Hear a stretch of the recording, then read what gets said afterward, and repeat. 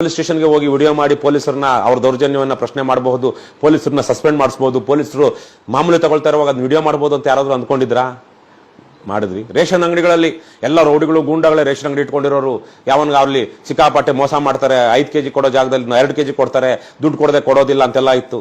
ಇವತ್ತು ಅದನ್ನ ಪ್ರಶ್ನೆ ಮಾಡಿ ಎಷ್ಟು ರೇಷನ್ ಅಂಗಡಿಗಳನ್ನ ಕ್ಯಾನ್ಸಲ್ ಮಾಡಿ ರೇಷನ್ ಫುಡ್ ಡಿಪಾರ್ಟ್ಮೆಂಟ್ ಇನ್ಸ್ಪೆಕ್ಟರ್ಗಳನ್ನ ಸಸ್ಪೆಂಡ್ ಮಾಡಿಸಿಲ್ಲ. RTO ಅಧಿಕಾರಿಗಳು ಅವರು ಎಲ್ಲೆಲ್ಲೋ ಇಡೀ ರಾತ್ರಿ ಹೊತ್ತಲ್ಲಿ ಹೋಗಿ ನಾವು ವಿಡಿಯೋ ಮಾಡಿ ಸಸ್ಪೆಂಡ್ ಮಾಡಿಸಿದ್ವಿ.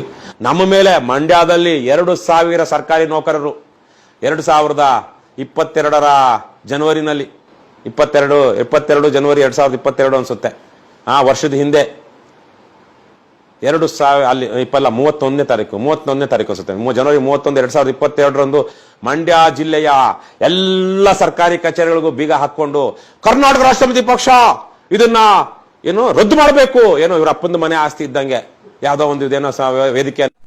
ಬಿಜೆಪಿ, ಕಾಂಗ್ರೆಸ್, ಜೆಡಿಎಸ್ ಪಕ್ಷ ಈ ಮೂರೂ ಪಕ್ಷಗಳಿಗಿಂತ ವಿಭಿನ್ನವಾಗಿ ಸ್ವಾರ್ಥ ರಾಜಕಾರಣವನ್ನ ಬಿಟ್ಟು ಇವತ್ತು ಕರ್ನಾಟಕದಲ್ಲಿ ರಾಜಕೀಯ ಪಕ್ಷ ಅಂದ್ರೆ ಹೇಗಿರಬೇಕು, ಜನರ ಧ್ವನಿಯಾಗಿ ಯಾವ ರೀತಿ ಕೆಲಸ ಮಾಡಬೇಕು ಅಂತೇಳಿ ನಮ್ಮ ರವಿಕೃಷ್ಣ ರೆಡ್ಡಿ ಅವರ KRS ಪಕ್ಷದ ಸೈನಿಕರು ಮಾಡ್ತಾ ಇದ್ದಾರೆ. KRS ಪಕ್ಷದ ಸೈನಿಕರು ಮಾಡ್ತಾರೆ. ಹೆಮ್ಮೆ ಅನ್ಸುತ್ತಾರೆ ಅವರನ್ನು ನೋಡಿದಾಗ, ನಮ್ಗೆ ಹೆಮ್ಮೆ ಅನ್ಸುತ್ತೆ.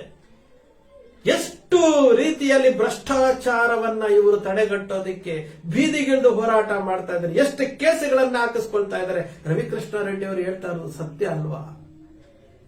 ಇಲ್ಲಿ ಪೊಲೀಸ್ ಡಿಪಾರ್ಟ್ಮೆಂಟ್ ನಲ್ಲಿ ಎಷ್ಟೆಷ್ಟು ತಪ್ಪುಗಳು ನಡೀತಿತ್ತು ವಿಡಿಯೋ ಮಾಡಿದ್ರಂತಾನೆ ಗೊತ್ತಾಗಿದ್ದು. RTO ಕಚೇರಿಗಳಾಗಿರ್ಬೋದು, ಸರ್ಕಾರಿ ಇಲಾಖೆಗಳಲ್ಲಿ ಎಷ್ಟೆಷ್ಟು ಅನ್ಯಾಯಗಳು ಮಾಡ್ತಾ ಇದ್ದಾರೆ, ಎಷ್ಟು ಭ್ರಷ್ಟಾಚಾರದಲ್ಲಿ ಮುಳುಗೋಗಿದ್ದಾರೆ ಅನ್ನೋದನ್ನ ಹೊರಗಡೆ ತೋರಿಸಿದ್ದು ಇದೇ KRS ಪಕ್ಷ ಅಲ್ವೇನ್ರಿ?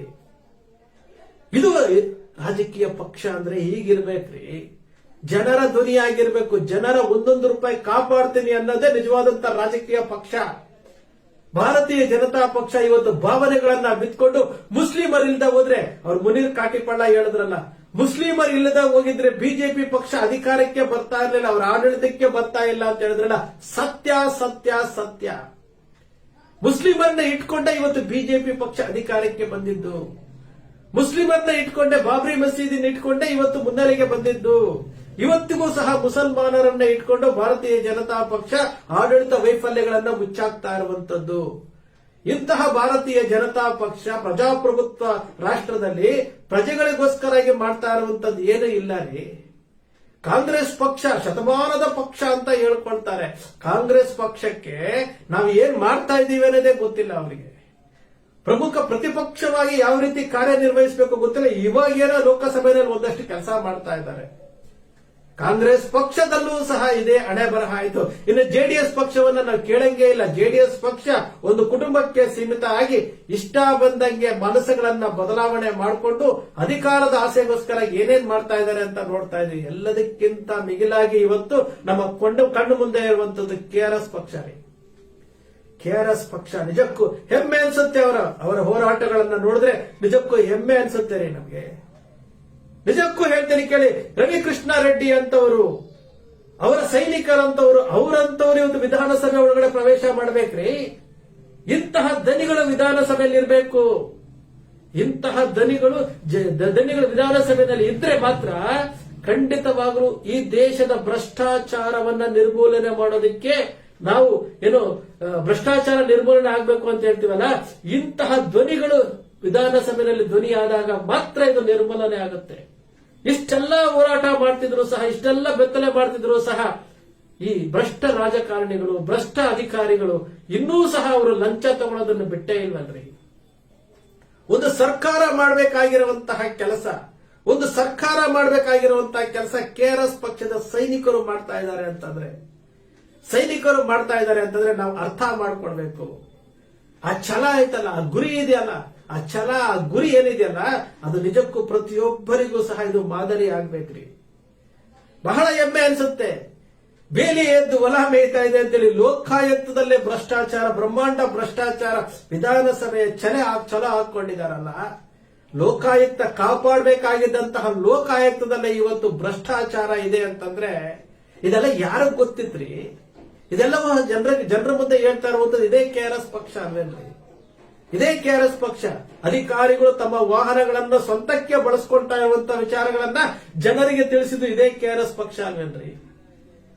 ನಕಲಿ ಡಾಕ್ಟರ್ಗಳು, ನಕಲಿ ವೈದ್ಯರುಗಳು, ನಕಲಿ ಪೊಲೀಸ್ನವರು ಇವರೆಲ್ಲ ಮಾಡ್ತಾ ಇರುವಂತಹ ಅನಾಚಾರಗಳನ್ನ, ಭ್ರಷ್ಟಾಚಾರಗಳನ್ನ ಹೊರಗಡೆ ತಂದಿದ್ದು ಇದೇ ಕೆಆರ್ಎಸ್ ಪಕ್ಷ ಅಲ್ವೇನ್ರಿ. ಈ ಜನರಿಗೆ ಬೇರೆ ಪಕ್ಷದವರು ಕೊಡುವಂತಹ 500 ರೂಪಾಯಿ 1000 ರೂಪಾಯಿಗೋಸ್ಕರ ಕೈಯಡ್ಡು ಓಟ್ ಹಾಕ್ತಿರಲ್ಲ ನೀವು. ಇದು ರೀ ಪ್ರಜಾಪ್ರಭುತ್ವ ಅಂದ್ರೆ. ಇದು ಪ್ರಜಾಪ್ರಭುತ್ವ ವ್ಯವಸ್ಥೆಯಲ್ಲಿ ಇಂತಹ ರಾಜಕೀಯ ಪಕ್ಷಗಳು ಇವತ್ತು ಅಧಿಕಾರ ಹಿಡಿಬೇಕಾಗಿರುವಂತದ್ದು. ಇಂತಹ ಮನಸ್ಥಿತಿ ಇರೋರು ಇವತ್ತು ವಿಧಾನಸಭೆ ಪ್ರವೇಶ ಮಾಡಬೇಕಾಗಿರುವಂತದ್ದು. ನಿಮ್ಗೆ ಯಾಕೆ ಅರ್ಥ ಆಗ್ತಾ ಇಲ್ಲ? ನಿಮ್ಗೆ ಯಾಕೆ ಅರ್ಥ ಆಗ್ತಾ ಇಲ್ಲ? ಇಲ್ಲಿ ಕೆಆರ್ಎಸ್ ಪಕ್ಷದಲ್ಲಿ ಒಂದು ಬದ್ಧತೆ ಇದೆ. ಭ್ರಷ್ಟಾಚಾರದ ನಿರ್ಮೂಲನೆಗೋಸ್ಕರವಾಗಿ ಪಣ ತೊಟ್ಟಿರುವಂತದ್ದು. ನಾವು ಆರಂಭದಿಂದ ಬೆಳೆಸ್ಕೊಳ್ತಾ ಬನ್ನಿ. ಆ ಕೆಆರ್ಎಸ್ ಪಕ್ಷದ ಹೋರಾಟಗಳನ್ನ ಗಮನಿಸಿಕೊಂಡು ಬಂದವರಿಗೆ ಗೊತ್ತಾಗುತ್ತೆ. ನಿಜಕ್ಕೂ ಆ ಪಕ್ಷದ ಸಂಸ್ಥಾಪಕರಾದಂತಹ ರವಿಕೃಷ್ಣ ರೆಡ್ಡಿ ಅವರಿಗೂ ಒಂದು ಸಲಾಂ ಹೊಡಿತೀವಿ. ನೋಡಿ, ಒಂದು ಹೆಣ್ಣು ಮಗಳಿಗೆ ಅನ್ಯಾಯ ಆಗಿದೆ. ಒಂದು ನ್ಯಾಯಾಧೀಶರುಗಳು ತಪ್ಪು ಸಂದೇಶವನ್ನ ಕೊಡ್ತಾ ಇದ್ದಾರೆ. ಯೂಟ್ಯೂಬ್ ಚಾನೆಲ್ಗಳನ್ನ ಬಂದ್ ಮಾಡಿಸಿದ್ದಾರೆ. ಆ ತೀರ್ಪಿನಲ್ಲಿ ವ್ಯತಿರಿಕ್ತವಾಗಿ ಕೊಡ್ತಾ ಇದ್ದಾರೆ ಅಂತೇಳಿ ರಾಷ್ಟ್ರಪತಿಗಳಿಗೆ ಪತ್ರ ಬರೆದಂತಹ ಏಕೈಕ ರಾಜಕೀಯ ಪಕ್ಷ ಯಾವ್ದಾದ್ರೂ ಇದ್ರೆ ಅದು ಕೆಆರ್ಎಸ್ ಪಕ್ಷ. ದ್ರೌಪದಿ ಮುರ್ಮು ಅವರಿಗೆ ಪತ್ರ ಬರೆದಿದ್ದಾರೆ.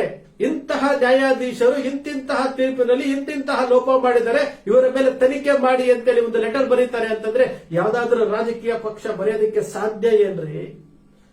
ಇವತ್ತು ರಾಜಕೀಯ ಕರ್ನಾಟಕ ಸರ್ಕಾರ ಸೌಜನ್ಯ ಪ್ರಕರಣ ಮುಗಿದು ಹೋಗಿದೆ, ಪಬ್ಲಿಕ್ ಡೊಮೈನ್ ಅಲ್ಲಿ ಇದೆ ಅಂತ ಹೇಳುವಂತ ಪರಮೇಶ್ವರ್ ಅವರು, ಡಿಕೆ ಶಿವಕುಮಾರ್ ಅವರು ತನ್ನ ಜಾತಿಯ ಮಗಳಿಗೆ ಅನ್ಯಾಯ ಆಗಿದೆ, ನ್ಯಾಯ ಕೊಡಿಸಿ ಅಂತೇಳಿ ಕುಸುಮಾವತಿ ಲೆಟರ್ ಕೊಟ್ಟರೆ ಅದನ್ನ ತಗೊಂಡ ಕಸದ ಬುಟ್ಟಿಗೆ ಹಾಕ್ತಾರೆ. ಅಕ್ವಿಟಲ್ ಕಮಿಟಿಯನ್ನ ಮುಚ್ಚಾಕುವಂತ ಕೆಲಸ ಮಾಡ್ತಾರೆ. ಸಿದ್ದರಾಮಯ್ಯನವರು ನಾನು ವಕೀಲ ಇದ್ದೀನಿ, ನಾನು ಜಜ್ಮೆಂಟ್ ಕಾಪಿ ಓದ್ತೀನಿ ಅಂತೇಳಿ 2 ವರ್ಷ ಆಯ್ತಲ್ರಿ ಉಡುಪಿಲಿ ಹೇಳಿ. ಆ ಹೆಣ್ಣುಮಗಳಿಗೆ ನ್ಯಾಯ ಕೊಡಿಸ್ಬೇಕು ಅಂತ ಅನಿಸ್ತಿಲ್ವಾ ನಿಮಗೆ?